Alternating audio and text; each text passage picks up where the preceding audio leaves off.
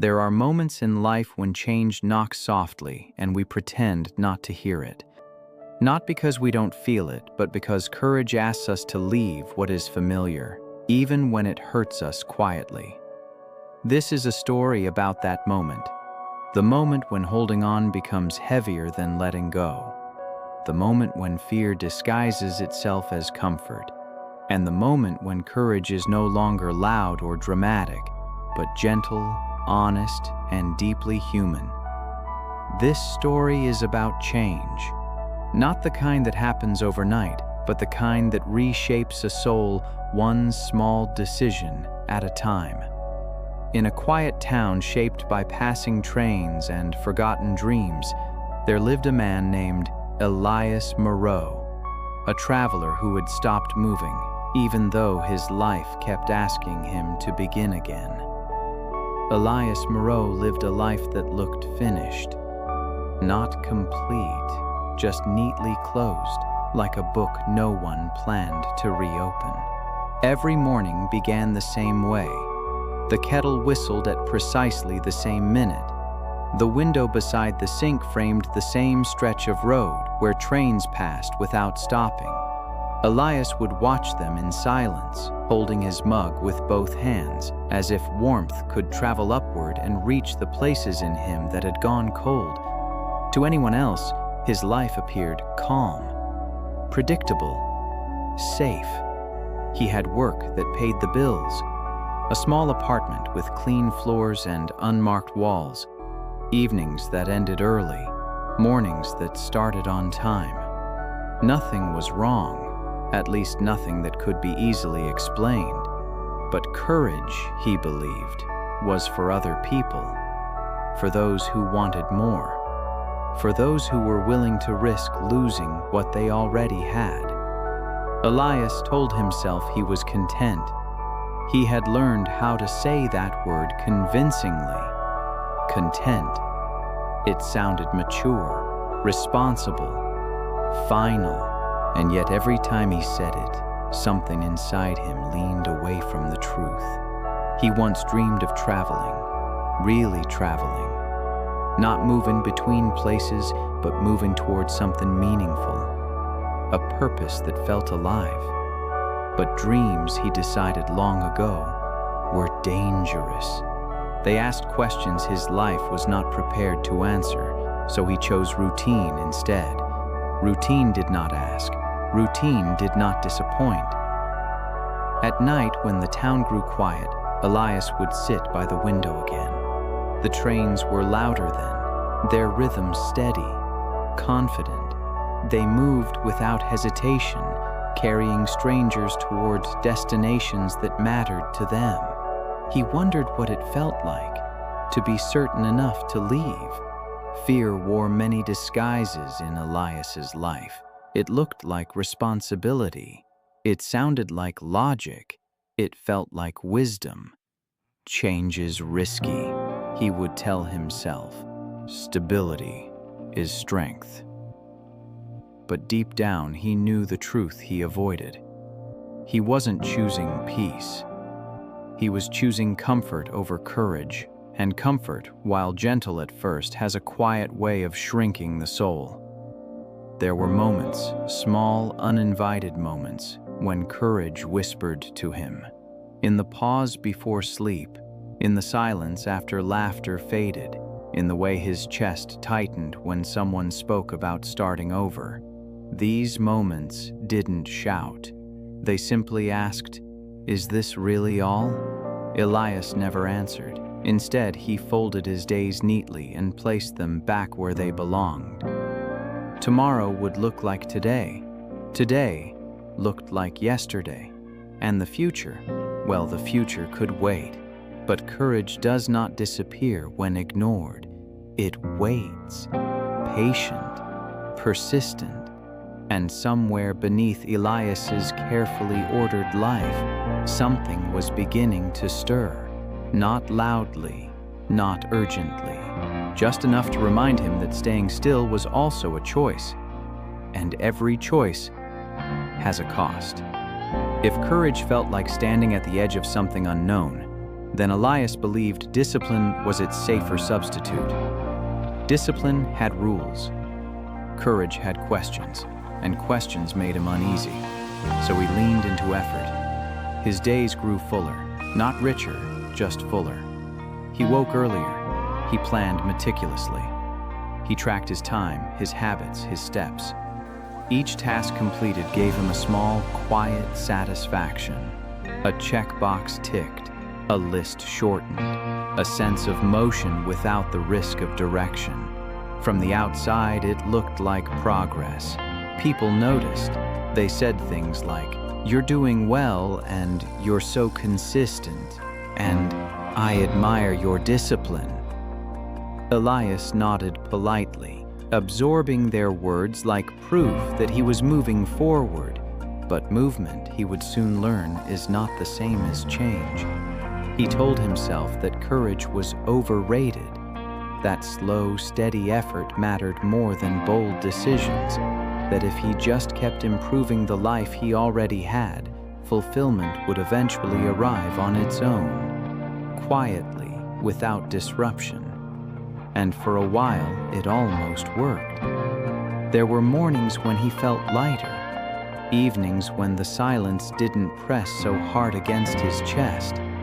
Small victories stacked neatly on top of one another, creating the illusion of growth. He was disciplined. He was responsible. He was doing everything right, except listening. Because every improvement Elias made was designed to protect the same life he was afraid to outgrow. He rearranged furniture but never changed rooms. He refined routines but never questioned their purpose. He polished the surface while the deeper questions waited patiently below. Sometimes, late at night, he would catch himself imagining a different version of his life. A version where he said yes instead of maybe, where he stepped forward instead of maintaining balance. Those thoughts scared him, not because they felt impossible, but because they felt true. So he buried them under productivity. Discipline became a shield. Busyness became a refuge. And progress became something he could measure without feeling. Yet something subtle began to crack. The more Elias succeeded at maintaining his life, the more distant he felt from it. Like a caretaker living in a house that no longer felt like home. He was efficient but disconnected, structured but restless. Courage kept knocking, not louder, just closer. It showed up as tension in his shoulders, as impatience with small talk, as a quiet sadness that arrived even on good days. These were not signs of failure, but Elias treated them as such. He worked harder, tighter, safer, but courage is not impressed by effort alone. It asks for honesty. It asks for risk. And beneath Elias's disciplined rise, a fragile truth waited to be revealed. You can climb very high and still be standing on the wrong wall. The illusion of progress can feel comforting until the moment it collapses, and that moment was already on its way. The fall did not arrive with drama. It arrived quietly, like most life-altering moments do.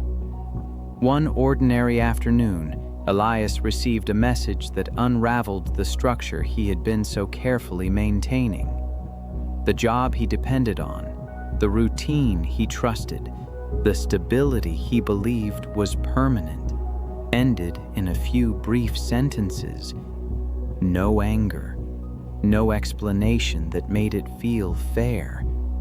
Just a closing door where a hallway once existed. At first, he didn't feel anything. Shock has a way of numbing the body before the mind catches up. He sat at the small table by the window, watching the trains pass and waited for panic to arrive. It didn't. What came instead was something heavier. Confusion wrapped in disbelief. This wasn't supposed to happen. He had done everything right. He had been disciplined, careful, predictable, Failure wasn't part of the plan. Hours passed, then days. The silence in his apartment grew louder. Time, once neatly divided, now stretched uncomfortably wide.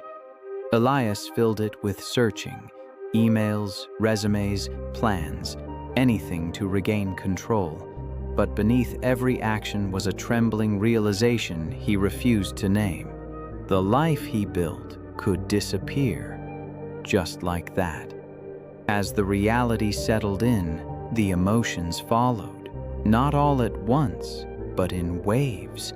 Fear, shame, anger, a sharp grief for the version of himself who believed stability meant safety. He blamed himself first, then the world, then himself again. The hardest part wasn't the loss, it was the collapse of the belief system he had lived by. Discipline had not protected him. Effort had not guaranteed security. The ground beneath him, once solid, now felt uncertain. At night, sleep abandoned him. Thoughts raced without direction. The same question repeated, over and over, what now? But there were no answers, only echoes. Courage, once distant, now stood uncomfortably close. Because when everything breaks, you are left with only what is real. And Elias had spent years avoiding that moment, avoiding the deeper call, avoiding the risk of becoming more. Now the illusion was gone. Failure stripped him bare, not just of routine, but of identity. Who was he without the structure he relied on? Without the certainty he clung to? The world did not end, but the life he recognized did. And in that breaking, something undeniable emerged. The truth he had avoided was now unavoidable. Change was no longer a choice waiting politely at the door.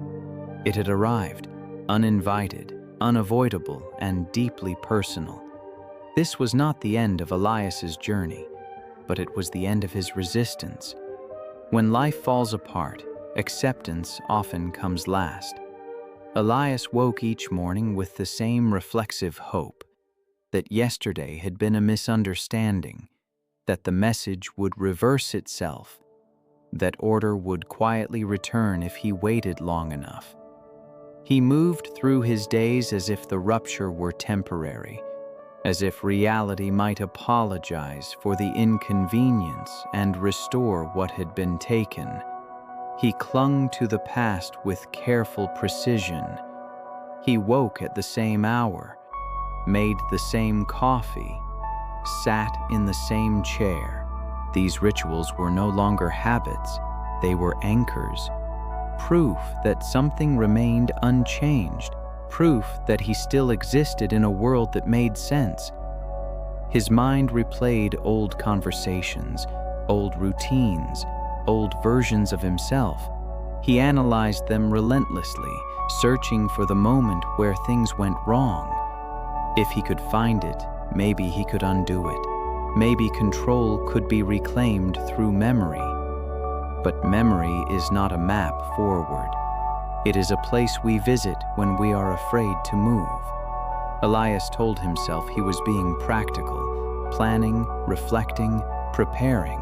In truth, he was resisting the present, because the present asked something terrifying of him, to accept that what was gone would not return in the same form. So he held on, to the identity that once fit, to the certainty that once comforted him, to the belief that patience alone would restore the old world. Courage felt distant again, not because it had left, but because Elias refused to look at it directly. Courage meant letting go of what he could no longer carry, and letting go felt too much like surrender. The days blurred together, progress stalled, not because he lacked ability, but because his energy was tied to a past that no longer responded. He stood still while life quietly moved around him, and yet, holding on has a cost. It showed up as exhaustion without effort, as frustration without direction, as a heaviness that sleep could not lift. The more Elias resisted change, the more painful stillness became. Somewhere inside, a quiet truth formed, gentle but persistent. What you refuse to release will not release you. But he wasn't ready to hear it, because holding on felt like strength, and letting go felt like failure. So Elias stayed where he was, between what had been and what could be, not moving forward, not moving back, just waiting. And waiting, he would learn, is its own kind of pain. Silence is not the absence of sound, it is the absence of direction. For Elias, the days no longer had edges. Morning blended into afternoon. Afternoon slipped quietly into night. Without the structure he once depended on, time became something he endured rather than used. The clock still moved, but he did not move with it. Friends stopped calling as often, not out of cruelty, but because Elias had slowly learned how to disappear. He declined invitations with practiced ease.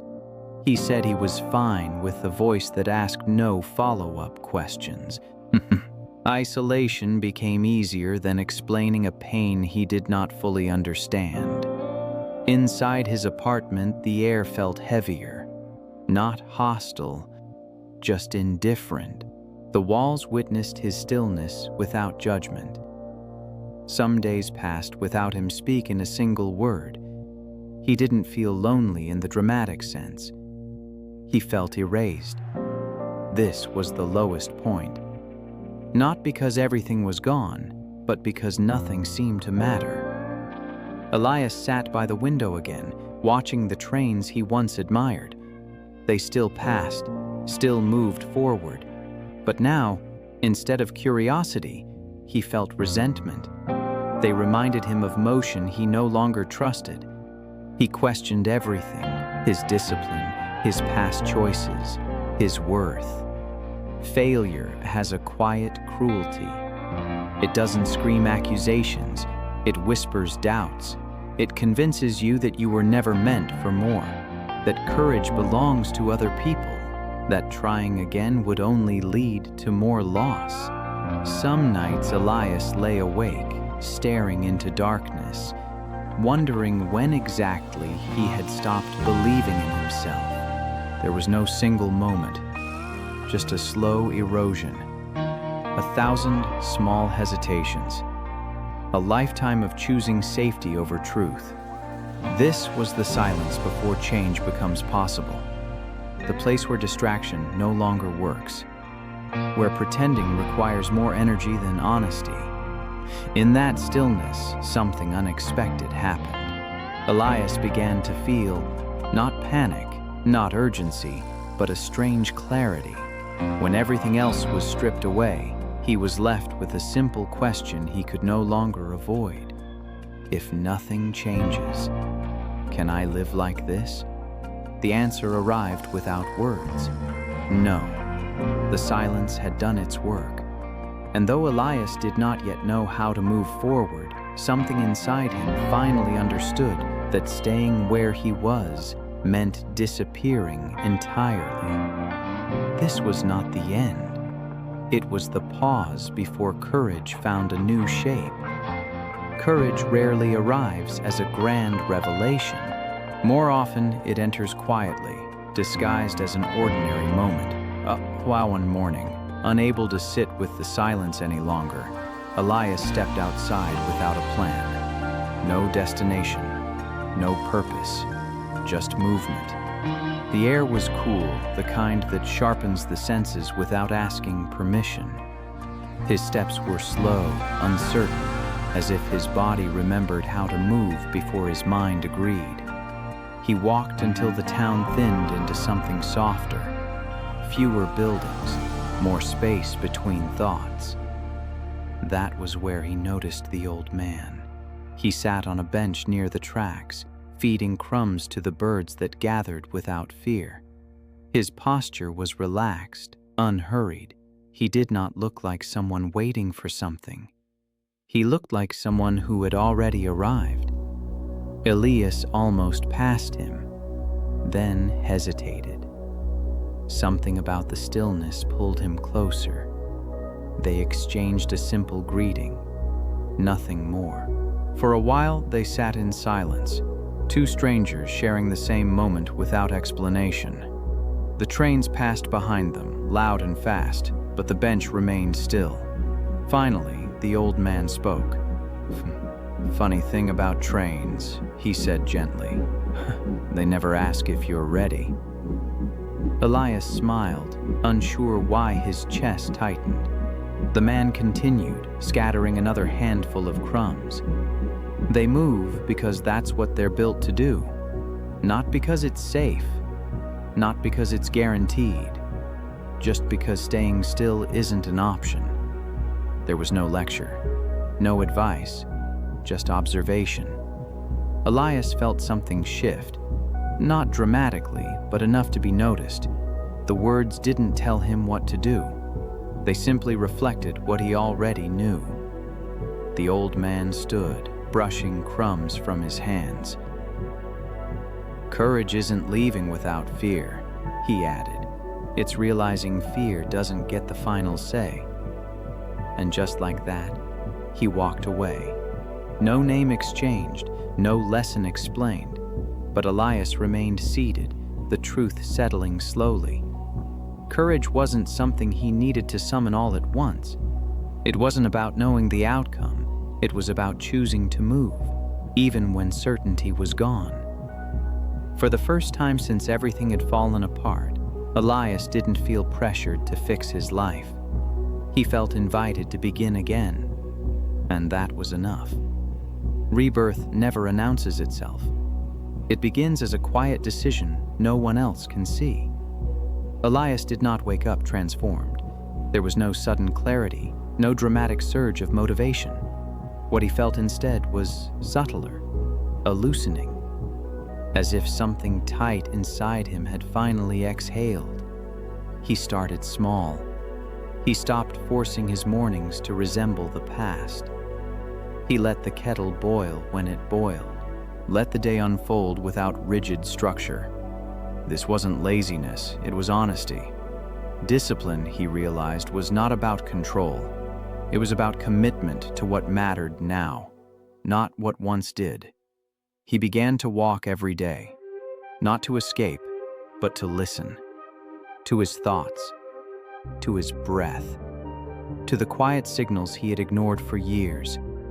Movement became a conversation instead of a distraction. Acceptance did not feel like relief at first. It felt like grief. Grief for the life he tried to preserve. Grief for the years spent waiting to feel ready. Grief for the courage he postponed. But grief, when allowed, becomes healing. Elias wrote, not plans, not goals, but truths. Pages filled with unfinished sentences and honest questions. What did he want when no one was watching? What did peace feel like in his body? What kind of life asked for his presence instead of his protection? Some days, fear returned, loudly. It reminded him of past failure, of uncertainty, of the comfort he had lost. But now, fear no longer stopped him. It walked beside him, uninvited but no longer in control. This was courage in its truest form. Not dramatic, not fearless, but consistent. He applied for work that aligned with meaning, not just security. He said no when something felt wrong. Yes when something felt uncertain, but alive. Each choice was small. Together they formed a direction. Healing did not rush him, it trusted him. And slowly, Elias felt something he hadn't felt in a long time. Not confidence, not certainty, but alignment. His actions matched his values. His discipline served his purpose, not his fear. Rebirth wasn't about becoming someone new. It was about returning to who he had always been, before safety taught him to hide. And for the first time, moving forward did not feel like loss. It felt like honesty. Change is not proven in beginnings. It is proven in return. Just when Elias started to feel steady, The old patterns resurfaced, quietly, convincingly. Fear did not storm back into his life. It whispered. It reminded him how fragile progress could be, how quickly things once fell apart. An opportunity appeared, familiar, comfortable, safe. It looked like the life he used to live. Predictable income, clear rules, no risk of disappointment. The version of Elias who once equated safety with strength would have accepted without hesitation. The temptation was powerful, not because it was wrong, but because it was familiar. Elias felt the pull immediately, the relief of certainty, the comfort of knowing exactly who he would be, the quiet promise that he could stop trying so hard. This was the real test. Courage, he realized, was not about dramatic leaps anymore. It was about consistency, about choosing alignment again and again, even when the alternative felt easier. He sat with the decision longer than he wanted to. He listened to his body, the tightness in his chest, the heaviness that returned when he imagined retreating. These sensations were no longer enemies. They were guides. The old Elias would have called this hesitation weakness. The new Elias recognized it as wisdom.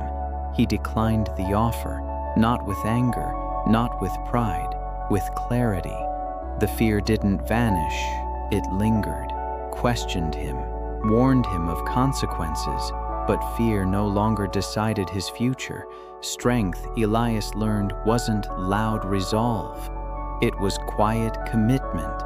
And with that choice, something fundamental changed. He trusted himself, not because he knew the outcome, but because he knew his direction. Transformation had moved beyond emotion. It had become practice. Peace did not arrive all at once. It settled in slowly, like light at the edge of morning.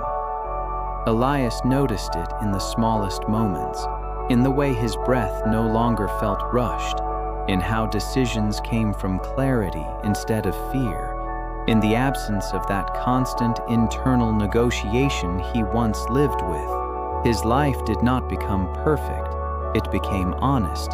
He found work that aligned with purpose rather than prestige. It asked more of his presence, less of his pretense.